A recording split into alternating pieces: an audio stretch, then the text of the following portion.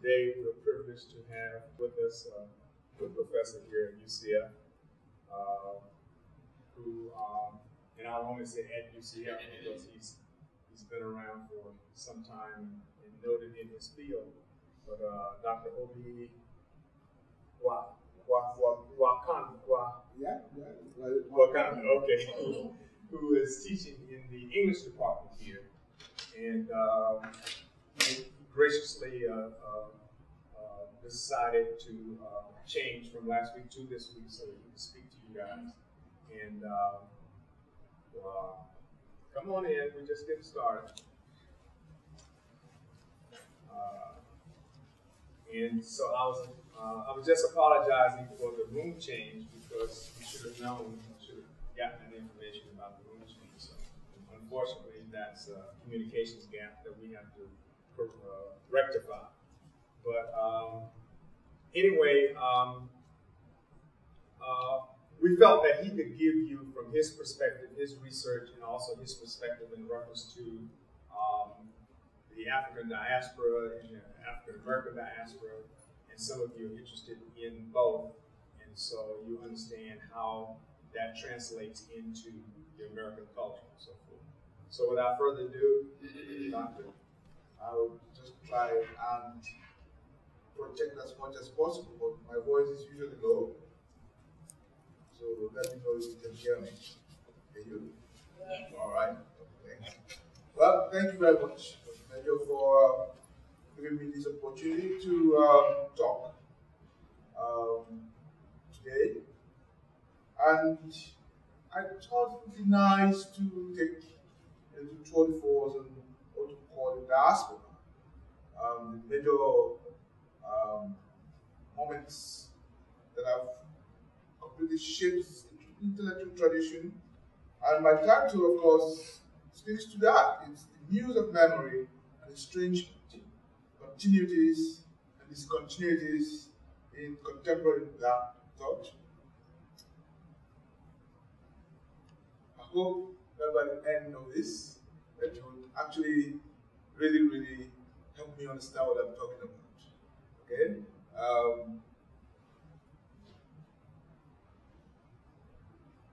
And the first premise is outlined from what was advertised. I did say that the election of the President, Barack Obama, in 2008 signaled for many what became known as a post-racial America.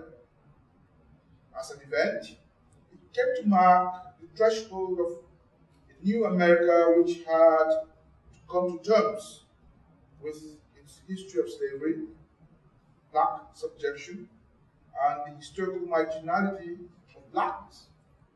It brought to closure many a hopeful mind the agonistic search for reconciliation and restitution. It brought a move that began with the emancipation through the civil rights movement. The nullification of race as a category of identity targets Blackness as a deracinated, assimilated, and in that sense, problematic identity, given the ratio of political and presumably cultural boundaries of race, out of which that identity, that Black identity, has historically been fashioned.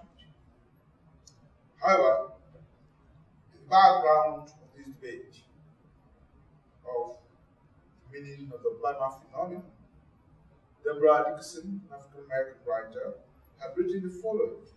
Black, she said, in our political and social reality means those descended from West African slaves. That's the meaning of blackness. Voluntary immigrants of African descent, even those descended from West Indian slaves, are just that, voluntary immigrants of African descent, with markedly different outlooks on the role of race in their lives and in politics. At the minimum, it can be assumed, that is, it cannot be assumed, that the Nigerian cab driver and the third generation element have more in common than the fact that in fact a couple wouldn't bother to make a distinction. They are both black as a matter of skin color and DNA, but only the Halemite, for better or worse, is politically and culturally black, as we use the term. End of quote. Was the Slate article titled Colorblind.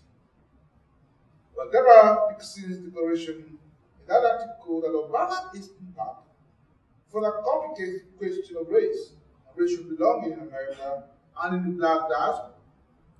Dickerson's binary of blackness. A number of distinctive issues congregate around and against Obama's claim to African Americanness and its signifying experience of authentic blackness. First, he is not a descendant of West African slaves who came through the Middle Passage into the terror of slavery. He is biracial, son of an East African Kenyan father of low ethnicity and a white Irish mother, that makes him black, according to Dickerson. The fact that Obama has never been, quote, black for a living, according to Dickerson, makes him not just an outsider to authentic blackness in Dickerson's perspective, but a mediator figure in the middle of a large canvas of the history of race. Quote, to say that Obama isn't black is merely to say that by virtue of his white American mom and his Kenyan dad, who abandoned both him and America, he is an African American of African immigrant extraction. It is also to point out the continuing significance of the slave experience to the white American psyche. It is not we who can get right, that is what I'm talking about. We, in other words, what she calls the authentic black, meaning descendants of slaves in America who had an authentic experience of blackness. It is not we who can get right, she says, lumping us all together, which blacks also do from sloppiness and ignorance, and as a way to dominate the race issue and force immigrants of African descent to subordinate their preferences to ours, raises the significance of slavery and continuing racism while giving the appearance of progress. Dickerson writes, the debate therefore continues about what constitutes Africanism in the discourse of African American ethnicity and various competing identities of the New World. Does race still matter? Does Africa still constitute a stable or useful form of continuity in collective black identity and its memorialization in the contemporary world? Or are we finally in that intersection of identity and its which should force new reconsiderations of the meaning of race and African racial identity and its expression in the diaspora? That's the question I raise in this essay, in this talk. As we deal with the complexities of the 21st century, and as we grapple with the notions of self within the construct of globalization, these questions persist and demand further interrogation. In her writing, Dickerson again privileges a thoroughly Marxist, materialist position in her preferences of class rather than racial solidarity. In other words, she considers race totally unimportant in the discourse of Marxist relationships, social relationships in America today. I'll leave that to Caesar. But Edmund T. Gordon problematizes this question further in his book essay, The African Diaspora, towards an ethnography of diasporic identification, when he asks, who is black? in his example of his own experience while living and researching in the Caribbean coast of Nicaragua, the small port town of Blue Fields, populated by an African Caribbean Creole people, he arrived at some very startling revelation. And in his initial contact, coming from the United States in the 1970s, he says, there was no unitary, stable racial or cultural identity from which Creole politics were invariably waged. The staging of Creole identity was slippery. That slipperiness varied over time, positionality, and context, according to God. Many claimed a transnational African identity. Many disavowed the identity, that identity finding a cultural rootedness with England and with the indigenous Mosquito group of the Caribbean, and got on their notes, I quote, in tracking various attempts to identify and define the African diaspora, we argue for a shift in focus that concentrates not so much on essential features common to various peoples of African descent, as on the various processes through which communities and individuals identify with one another, highlighting the central importance of race, racial constructions, racial oppressions, racial identification, culture in the making and remaking of diaspora. End of quote. So I sat here with Dickerson and Gordon, a way of mapping contemporary shifts and evolutions in Black thought and its conception of blackness and Africa as sites of diasporic imagination and political action. In other words, where do we move in that direction? Do people argue that race is now selective and that you could actually constitute race as a slippery form of identity? But two distinct movements have shaped, continue to shape the current discourse of Africa as a source of contemporary global Black identity. There is the discourse of Afrocentricity and its roots in modernity. There is the discourse of postmodernism and then capitalism and globalization and its impact on the making of an increasingly problematic Black transnationality. The current movement in African American cultural landscape highlights the structure of the current problem of being Black in America. It's a problem that questions its meaning and validity for a new generation of African descended people in America and the nature of their connection or even disconnection to the idea of an African diasporic identity. The current movement to which I refer is called the post-Black movement. How many of you are right about it? It's called post-Black. We are in that stage of post-Blackness, according to these books. There are those who contend that the publication of Deborah Dickerson's book, End of Blackness, in 2005, signaled the beginning of the post-Black movement and its aesthetics of radical de-identification. It may have started earlier with the more emblematic moment in 2001. Studio Museum in Harlem, New York, opened an exhibition of 28 contemporary African American artists titled Freestyle and curated by Thelma Gold, who described the exhibition as post-multicultural, post-identity, post-conceptual, and post-Black.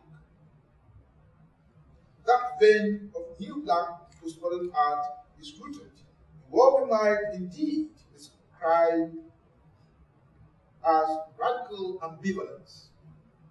For as Thelma Gordon makes clear, I quote her, post-Black art is a clarifying term that had ideological concerns, characterized by artists who were adamant about not being labeled as Black artists, though their work was strict. In fact, deeply interested in redefining the complex notions of blackness.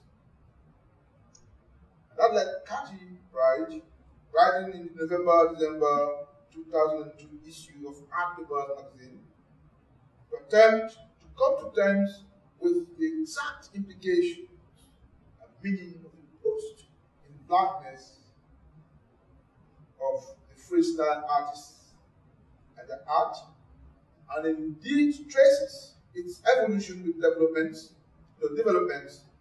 that emerged among a generation of black artists who, in their own sense, emerged in the 1980s, 1990s, intent on subverting, not just crossing the aesthetic red lines that marked American art in a more globalized context. They intended to subvert it.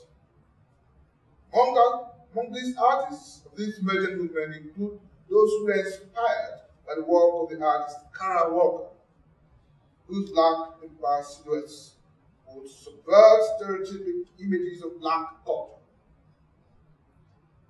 It is a reaction against cultural specificity and boundaries to which these new black intellectuals and artists feel themselves confined, and I use the word confined very intently here, feel themselves confined by issues of race.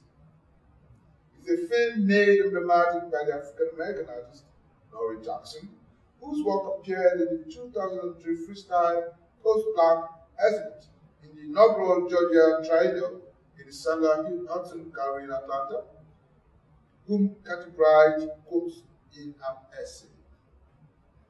Here is Laurie Jackson defining herself. Black, for me, meant existing within an American idea of balance. Yet, when I began to move outside my circle into a more multiracial, multi-ethnic community, I began to realize that my identity as black was unique to me. And it is an identity, and that's the end of quote. But it is an identity that became clearly self-consciously hybrid within a matrix of African, Anglo-European, and Native American. Those are our new identities. And that's her composite. She's no longer black. She can't be authentic black. According to her, she is, hybrid. It's impossible to be black because we embody, according to these artists, a matrix of other identities. And therefore, to be black is an impossible option for her. That's the argument she's making, and this argument that the post-black art is attempting to make for us. Well, Lord Jackson could no longer settle for an essentialist blackness, and a historically confining and circumscribed identity as a result. She was no longer, in her view, willing to be, quote, codified by a black experience. I like the idea that my work can be read in a variety of ways.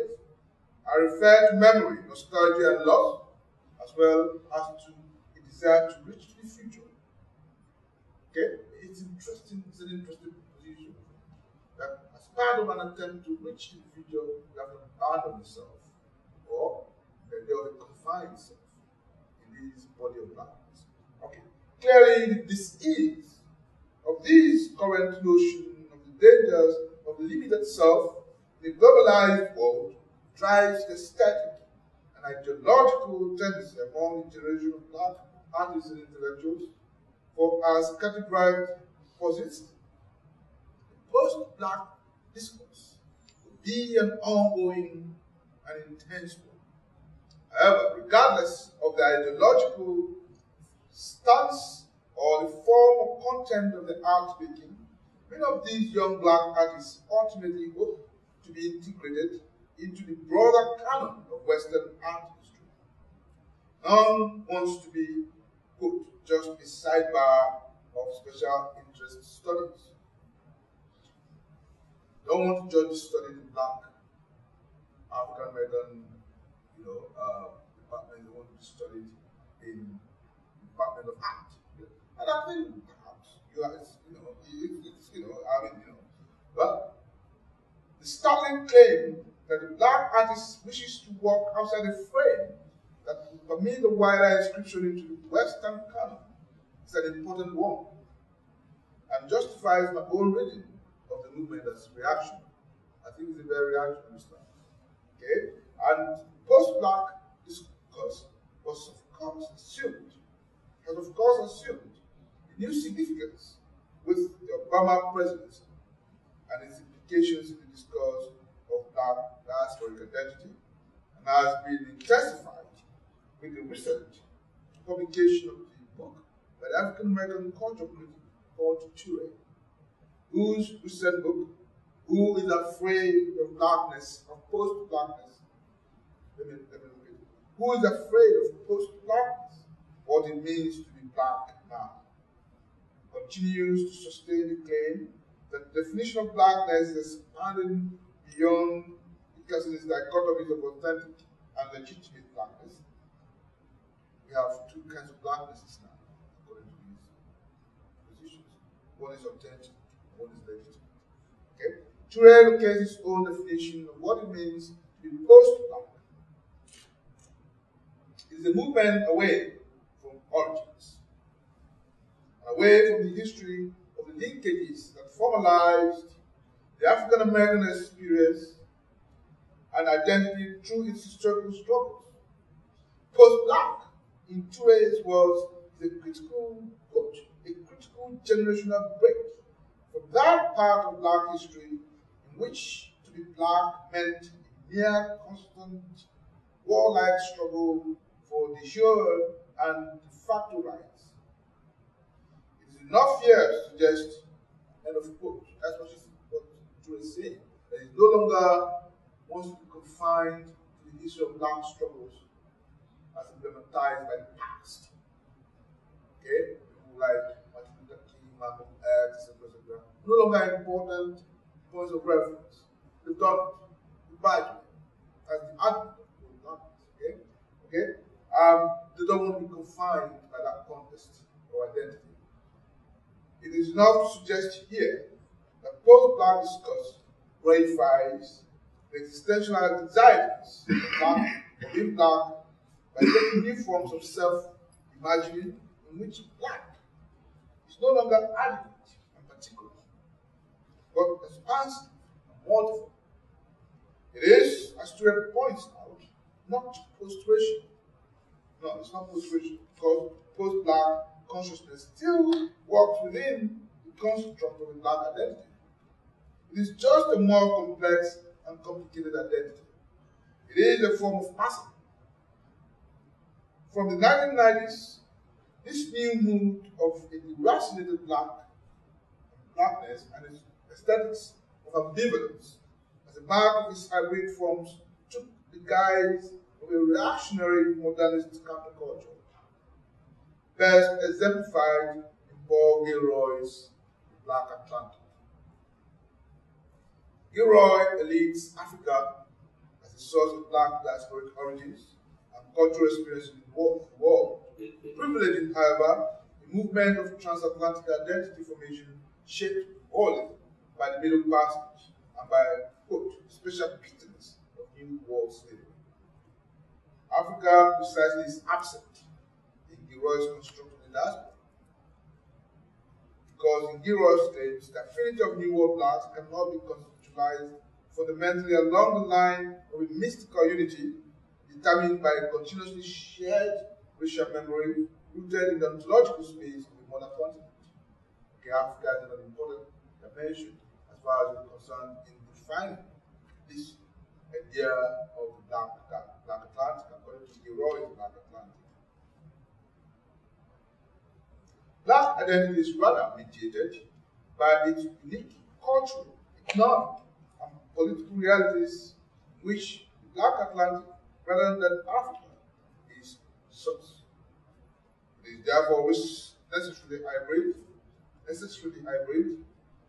We should, of course, note that the works of such other postmodernist black intellectuals like Stuart Hall, Obi Mercer, and Kwame Anthony Appiah, for example, have also staged important sites for this discussion of black hybridity, anti-essentialism in ways that now allow us to focus on the question of tradition and particularity and the particularity of the black tradition in its encounter with the encountering reality of quote, white culture in the diaspora. Is Africa still there in the formation of black diasporic identity, or is it muted, subverted, diluted, or even absent in the construction of the ontology of the new self in the black diaspora? That's my question. Does Africa still matter to us as black people in the global space? Okay? Is Kobena Messer's powerful reading of new black diasporic identity? For instance, he goes that a fundamental shift or loss or displacement of the initial self renders any suggestion of unified black racial identity in the diaspora for the mentally unstable. Indeed, impossible and essential. That's Kobena Messer's position. The black diaspora, therefore, in this perspective, cannot constitute the only possible unity, but must be seen as, quote, the domain of disseminated and dispersed identities originating from an initial loss of one. The important emphasis is on loss and displacement.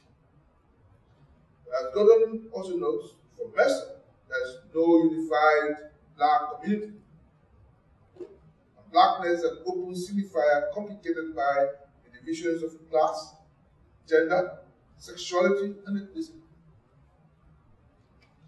A question that, however, begs some answers, though, given Kobena Messer's argument, is whether whiteness as a category of identity rooted in a European ontology is not complicated by class, gender, sexuality, and ethnicity.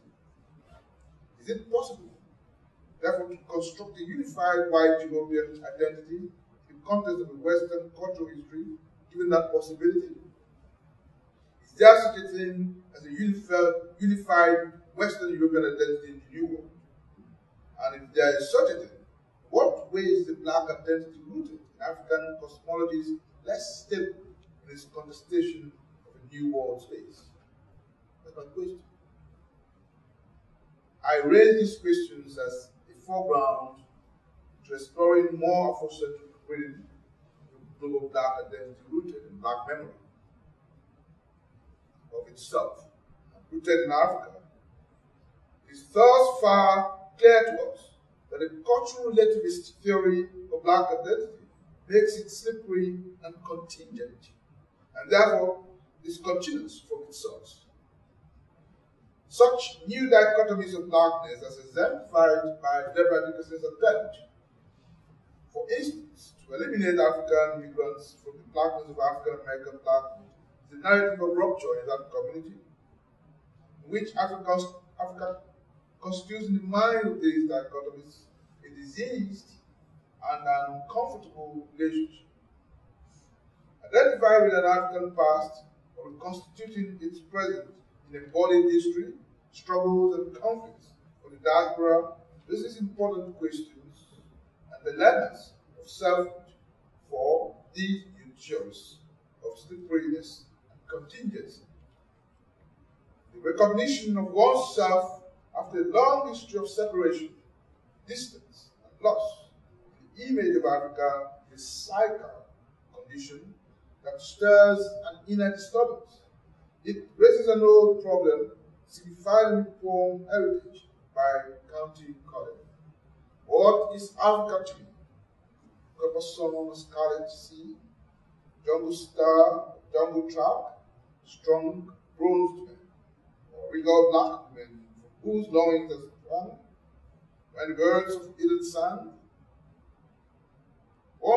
3 centuries removed from the scenes of his father's loved spicy grove, cinnamon tree. What is Africa to me? County Collins' ambivalence in this poem registers an early sense of aesthetic and moral ambiguity by a major African American poet confronted by the challenge of identity in Harlem Renaissance. As a movement, Harlem Renaissance was modernist and Afrocentric. Let me at this stage chart a more centered course that situates the continuous presence of Africa, of the African world in the new world black imagination. Attempts to at once complicate and restore that presence is exemplified in the recent work of scholar and culture critic Henry Louis Gates Jr. in his Tradition and the Black Atlantic, a critical theory of African diaspora, with his documentary Wonders of the African World, and the more recent Black in Latin America.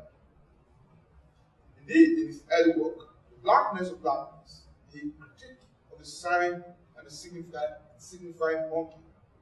See also the signifying monkey towards the theory of literary history, figures in black, words, signs, and racial self, and black letters and Western criticism. Gates Jr. charts an archaeology of the continuous African presence in the cultural production of the diaspora through a tradition of signifying. It is present in black music, jazz, killer, Count Basie, Oscar Pearson, Oscar Brown Jr., Little Willie Dixon, Nat King Cole, Otis Redding, Wilson Pickett, Johnny Otis, many others that Henry Gates names for us, representing the foundational tradition and aesthetics of African American musical tradition.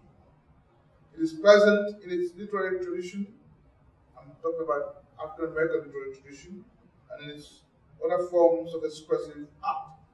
People like Zora Neale Hurston, for instance, did locate the continuous movement of black culture in as such in our archaeological work across this landscape. Right?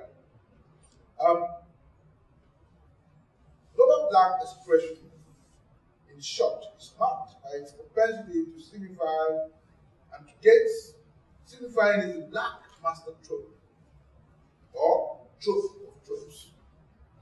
It is the organizing typology of black rhetorical tradition, practice, and mode of figuration akin to Harold Bloom's map of history in his construction of what he calls the European canon. Let us consider Henry Louis Gates' writes, received definitions of the act of signifying and of black mythology's archetypal signifier, the signifying monkey. The signifying monkey is a trickster figure. The order of the trickster figure of Yoruba mythology is Legbara in Nigeria, and Legba among the form of Dahomey, whose new war figurations issue in Brazil, issue Legba in Cuba, Papa Legba in the Pantheon of the Loa Hudu in Haiti, and Papa Lebas in the Loa of Hudu in the United States, speak eloquently of the unbroken arc of metaphysical presuppositions and patterns of figurations shared through the black cultures in West Africa, South America, the Caribbean, and the United States. What Gates is arguing is that there is an arc of memory in these signs that radiate through black culture in its diaspora. Okay? That it is continuously present. In other words, it is continuously present and signified in those cultures. Gates makes a case for a global black transnational aesthetic tradition flowing from black memory with its continuous source in Africa. He extends his discourse of the continuity of black memory in his current tradition and the Black Atlantic, a critical theory of the African diaspora. Clearly, a critical response and counter-argument to Gilroy's Black Atlantic. Here, Gates' genius critique of Richard Wright and his exploration of Edmund Burke and the European Enlightenment as the foundation of the anti-colonial movement registers an alternative discourse against both heroes and such other cosmopolitanisms that elite African continuity in the discourse of black transnationalism. Henry Gates, we must note, is an offspring of the discourse of community of black thoughts, whose Afrocentricity dates back to Olaode Gano, Otoba Gano, Consobrunioso, etc., who first began to imagine the diaspora in the 18th century. Gano in particular rooted his activist and narrative consciousness in efforts that sought to create solidarity between the African homeland from which he had been separated and its dispersed community suffering the terror of abduction and slavery. Here I propose that we take particular note that the three conditions of abduction and subjection mark global African situation in modernity: the abduction of slavery and the subjection of colonialism. That's Africa's condition of modernity, and we must pay attention to that consequence. From within these double frames of African history, African thought has placed itself as a homology of resistance and counter effect to the more centered or dominant versions of modernity and late capitalism, also known as post-modernity. The dispersal of African descended people across the globe has created what Henry Louis Gates calls the Great Black Chain of Being, whose radical effect is also the first globalized, transnational critique and resistance against hegemony. I'm arguing that as a counter to modernity,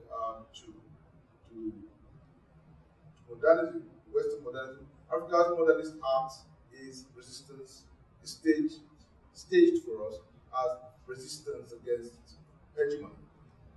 Black radical difference, character of black thought, or what Europe calls its counterculture, is indeed framed as anti-hegemonic in its encounter with Euro-modernity.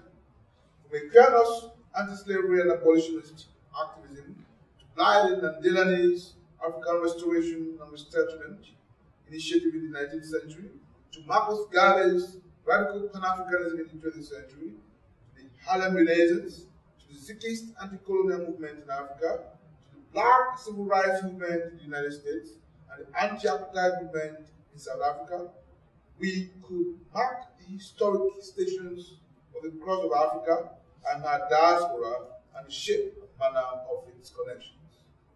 That's basically what I'm arguing, that it is a continuous form of resistance shaped by continuous black memory rooted in itself. Okay, and it's framed for us in its own discourse of resistance. The key moments of the global black resistance to hegemony in the modern era have, quite ironically, been staged in the diaspora.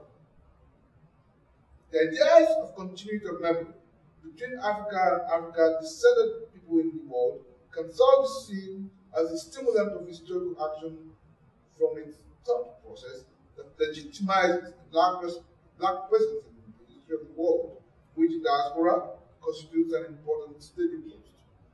The anti-colonial movement could not have really taken off the shape it did, but for African Americans and Caribbeans and people from Africa who came to the United States to study, who basically created an alliance of resistance that led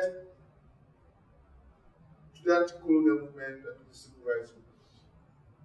It's in that coalition of both memory and action that the 20th century is meaningful to what you call African global diaspora. Okay?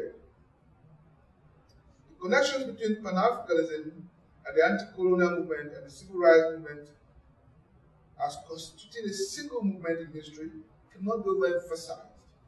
Indeed, in my work, I have tried to see the Harlem Renaissance as a fountain of the restoration articulation of a modern global black culture, which began in New York on 25th Street, moving to Paris through the Negritude movement, and culminating in Ibadan with the Ibadan movement in the 1950s at the dawn of the independence of the African nations after the anti-colonial political struggle.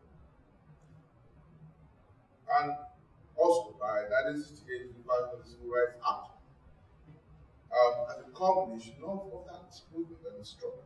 The search, not merely for common origins, but for the stability of African humanity in the economic, cultural, and political domains of a globalized world, necessitates the continuous affirmation of ideas that connect Africa and its diaspora not only to common humanity, but also to a common source of historical anxieties. Anxious quest to reclaim edges in a contested global and rapidly globalizing system must thus continue to challenge the production of new strategies of renewal and resistance.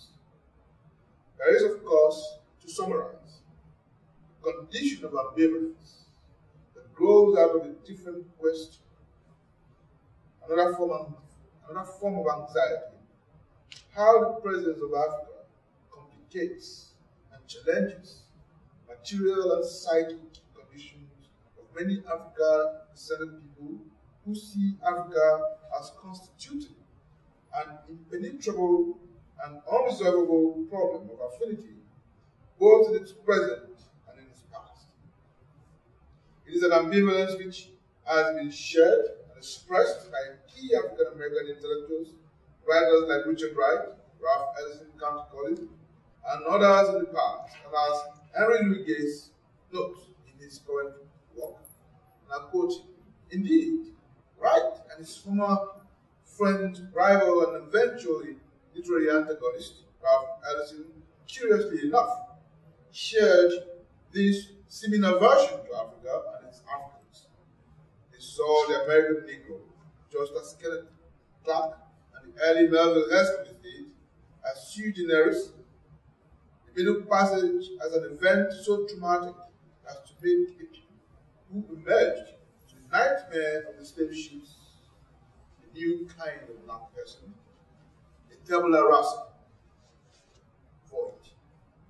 Africa erased from their culture, their traditions, their language, their belief systems, their consciousnesses, like chalk raises balls and symbols of chalk.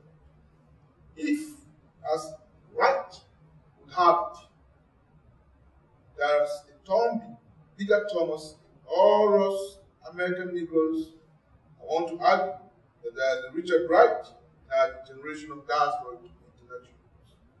In the sense that we are Wright's heirs, I want to test the line from Ezekiel.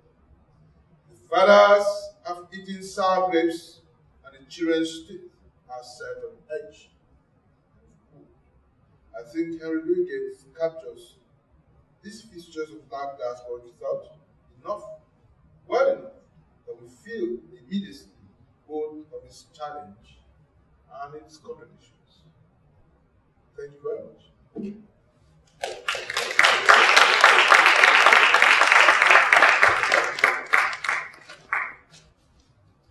I'm expecting questions. Yeah? In your analysis, would you say that Africa, the concept of Africa exists for African Americans or an African American consciousness as a mythological experience that can be drawn upon as a source of empowerment?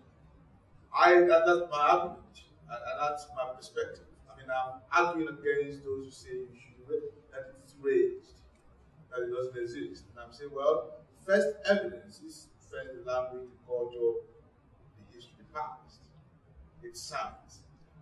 The second is the effect of its patterns in history of struggles that connects at both ends with its twin conditions of history.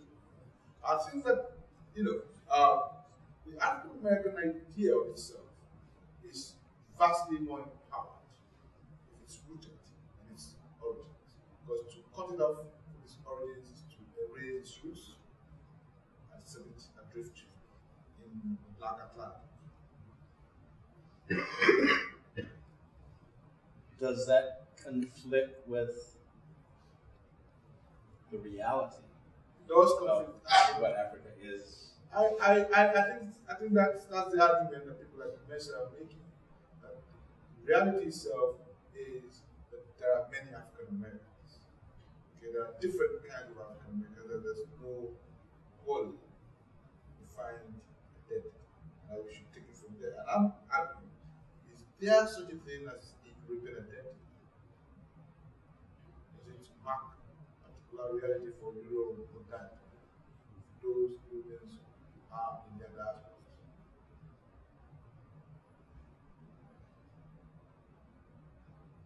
Does that also mean that there are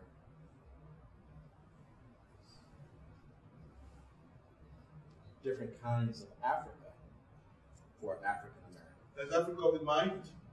There's Africa the landscape. There's Africa that is good, impenetrable. There's Africa of the medium. The disease Africa. Africa where you have poverty and death, quantum that is almost unimaginable, right? But of course, that quantum still challenges it because every day we see, we still see Africans, walking, barefoot in the forest. Yeah, there are no cities in Africa. Though I lived in a city that's about 60 million. But in that imagination, there's Africa of the mind. And I think that's what gives credence to that impenetrability, that wall of impenetrability that once fascinates and frightens certain elements in that. And I say that the attempts to reclaim it, exemplified by its modern movement, by the diaspora movement in modernity, was the first staging ground that not only showed the possibility of Africa in diaspora, right, but marked for us the effect of that possibility. It led to decolonization and to the civil rights, it's what I'm talking about.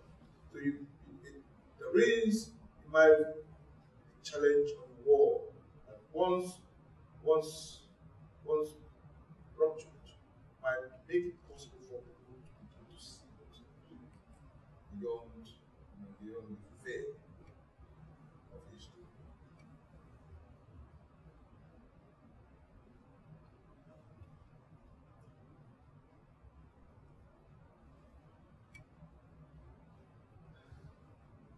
So that's what the questions. How many minutes? How many hours? Okay, yeah. So the being black currently would Can you speak? is being black then in your opinion is currently based on our roots being in Africa?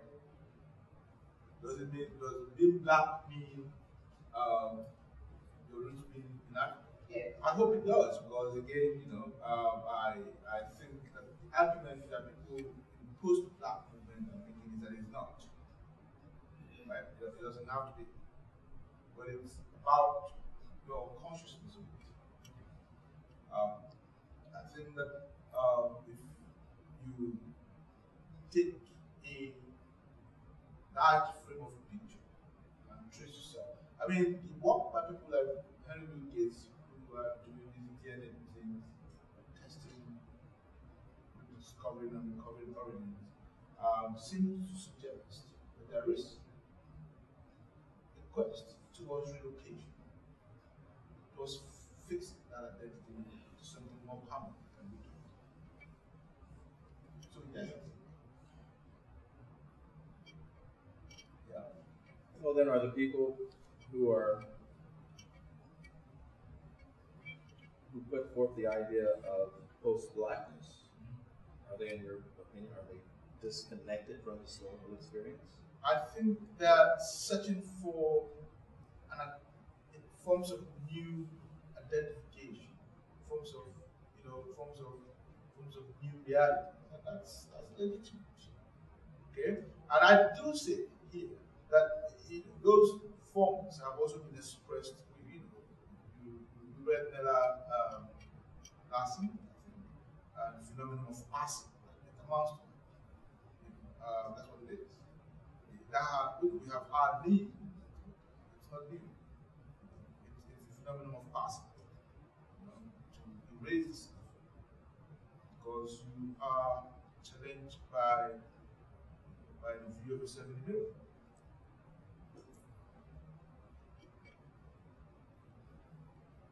Yeah. And what mark do you give the post-black movement? It's this. I think that idea of postmodernity, post-black connected to postmodernity, in which everything is contingent. In the 1990s, polarization, the erasure of boundaries of identity, and the idea is that identity is contingent. See, my attempt is to locate it to one particular moment, which is that exhibition in New York, Harlem, that articulates its ideology of erasure as the value of art of those two things. Yeah. So that's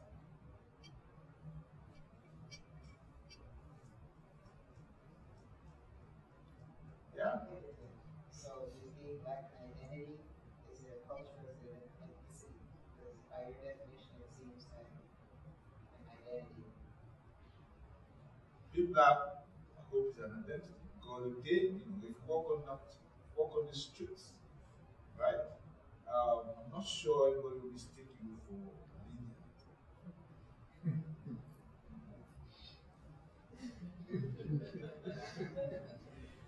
I mean, it's possible, but it must be on some kind of path to do, right? Somebody will mistake you for something else. Yeah. But can you adopt this identity even if you are not black by Well, it's entirely possible. even if you're not black by biological There is. Okay, we enter into this debate of cultural domain of culture, and how it shapes us, right? Yeah, of course, you can adopt. Okay, you can seek assimilation, but it seems to me that we're still in a world that is constructed around these, these specific conditions of our reality. The fact that I'm black, okay, that I have this kind of hair, it's unmistakable and it's going to matter. Whether I want to ignore it or not, right? Whether I assimilate into say Asian, whether I become schooled in Confucianism or not, whether I go into an ashram or not, right? There will be a picture taken of me that will mark. My ashram will not lose that right. Of course, what we say is that it should not be the basis for entirely valuing yourself, but I should walk backward.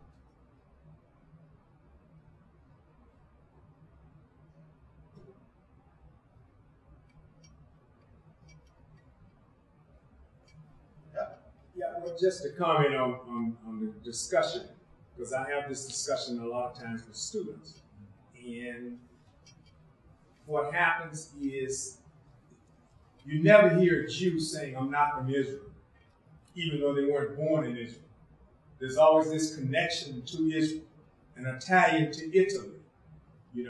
We seem to be the only folks that say, well, no, we don't have a tie to Africa. when, like you said, if you take a picture and you look at me in my hair, I'm African. You know, it's like the saying that we discussed that the boat came from Africa. Just people got off the boat in different islands. You know, it's the same boat. Okay, so the identity situation is that's what you are. That's what your DNA is. So what happens to people if they don't understand it in the full context, not only in terms of the identity and the look, but you don't understand in terms of what you're supposed to be eating as a people. Because you then begin to take on the habits of the other people and begin to eat what they eat, and then you end up with obesity and diabetes and get sick. So it's all about this total package of understanding your identity and where you came from, so you understand DNA and what you should be eating and wearing and all that kind of stuff. So I also do think, that the very question of why the African diaspora community is fractured on this question of origin has to be further interrogated. It's complex. There are economic and cultural values to the identification. And as I indicated here, we don't want to be constrained. Okay, and as such. Two, there is also, and this is what I call the dis-ease in Africa. That discomfort with Africa, because Africa has been constructed in the mind, that the conditioned mind that thinks of Africa as a radically denaturalized space. Violence and disease, people don't want to be associated with that. It is radical discomfiture, right, with that space that generally in some instances leads to this. And there's also this question, I do think, that the staging of new immigrant conflicts that also lead to what you might call new forms of emergent communities that creates all that dynamic.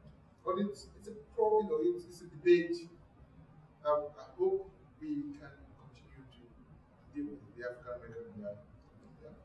What I don't understand is how Black African Americans think that they can disown that part of themselves.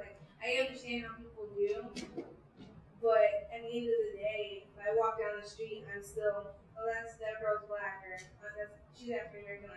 In America, anywhere I go, anyone who's not African American can see me as African American just based off what I look like. So you really can't escape it.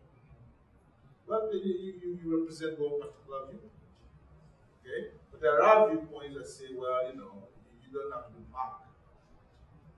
The fact that you embody this historical, is immaterial. That there are arguments within, the African American community that's rejecting that. They say, no, doesn't matter. Process of de-identification. So, and they have to problematize the debate about Black diaspora thought as we move into the 21st century. Further down, how this is helping, to either shape our relationship with the world, as it does shape our inner being, what we call inner stability of the psyche. There are all questions that we and those who say, well, Obama is not Black, he's biracial. It's not the Black man. That's what Deborah thinks. She's an African American woman, writing in the media in the United States, saying that the president of the United States is not Black because he doesn't share what she calls Black experience. See, I think that's interesting because I'm pretty sure if he didn't become president, he's still a lawyer, he'd be seen as a Black lawyer. But because he's president and he's part white, it's like, oh no, he's not Black because he's part white. Well, I'll agree agreeing with you. Yeah. No, I'm just saying that's interesting. Yeah. It's interesting. These are interesting dimensions to that debate in this community. And my entire goal is to raise it as a problem, to see, and we look at them, we look at them roundedly, to see where we can fix or locate ourselves in that debate. Is it something that you have this fix the identity? Is it something that has be brought up to I don't know, like the black organizations in our country, or is it something that it should be taught and I guess I want to say so to say in our household, like an educational system? I personally think that you're enriched by learning an African language or an African cuisine.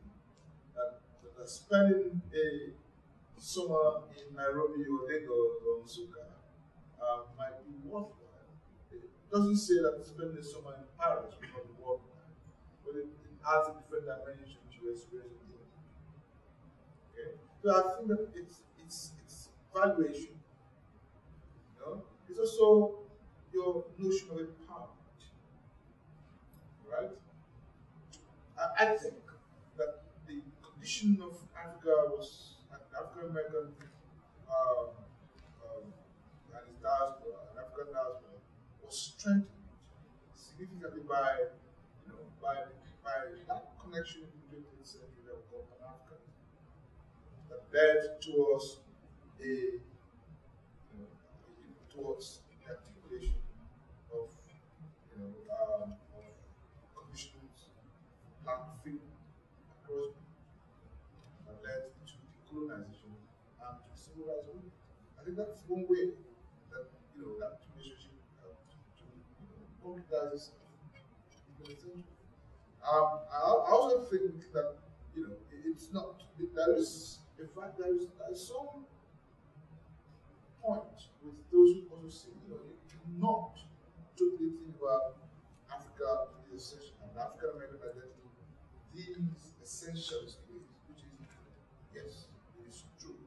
But there are aspects of the African American experience, okay, that is uniquely African American. Yeah? In much the same way that the experience of the Igbo in Africa, the Zulu, okay, is different from the experience of the Igbo within the same continent. It's called diversity. There is really truth, this truth that the experience of the African American in Chicago is different from the experience of the African American in Orlando. Yeah?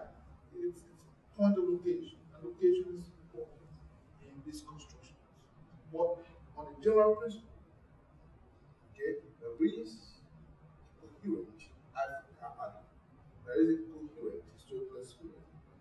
And I did that historical experience is framed within two conditions of history that shapes Africa and its diaspora as what you were calls counterculture to modernity. And that counterculture is staged in the context of its strategy and traditional resistance to hegemony. Yeah? Anti-apartheid, anti-slavery, anti-colonial. The anti seems to be, our resistance, our space of resistance to anything that has been staged within modernity as a form of hegemony. That's my perspective. Yeah? Changing the course of the discussion somewhat, you made a reference to the role of cultural memory in African American experience. And as a jazz musician with a peculiar academic bent, I've struggled with the question of whether there is such a thing as cultural DNA. So when you look at the evolution of African American music, you see in each generation as something that resembles genetically a recessive trait that comes through in each generation and shapes, and that recessive trait is uniquely African.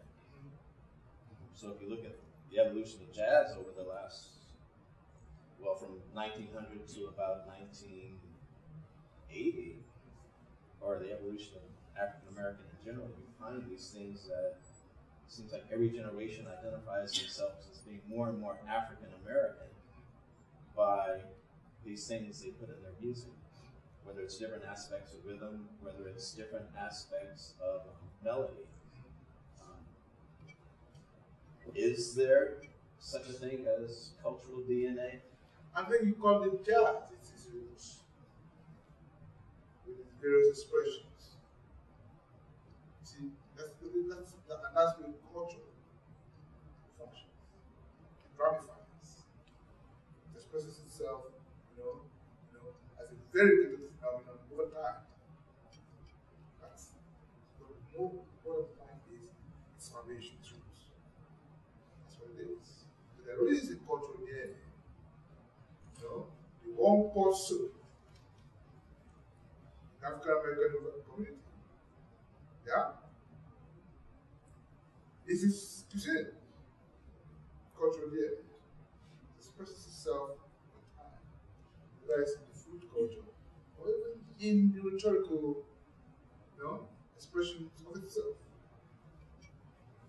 I think it's a vital connection. Okay. Of course, it borrows from its context. But more significant is that there is a foundation for that borrow, for that variety.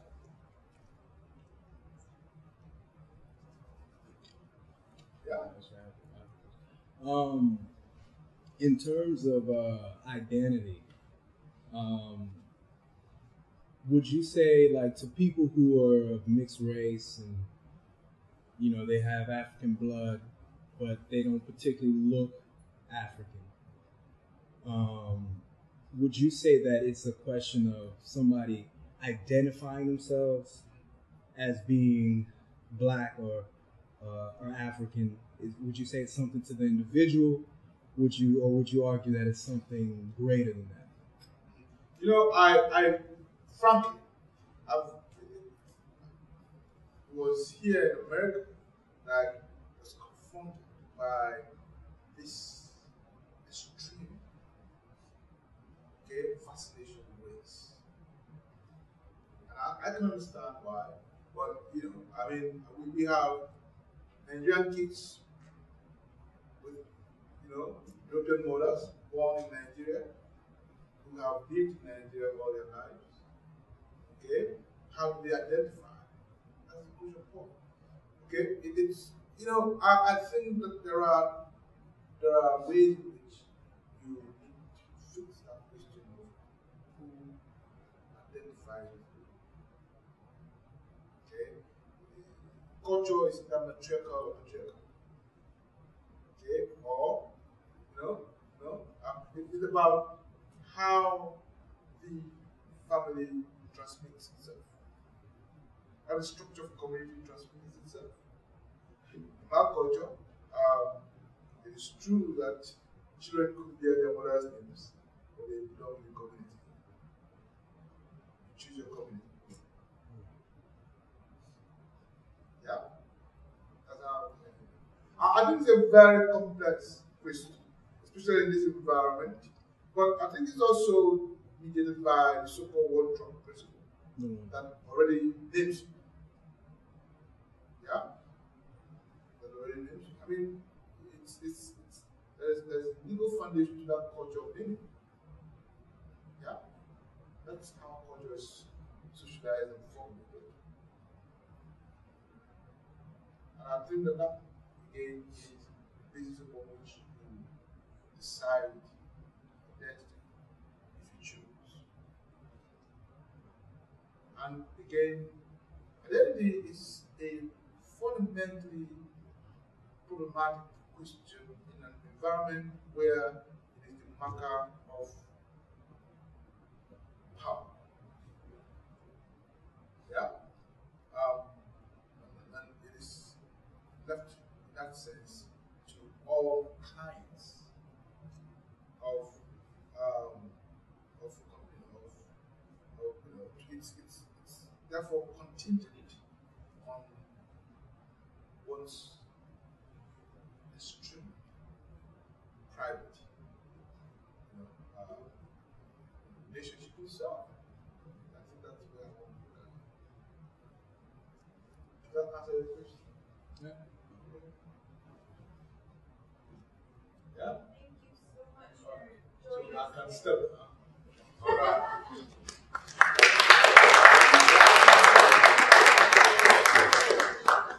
Just to thank you for coming out today and joining us and presenting to us. Thank you very much. Thanks very much for coming and sharing this with me.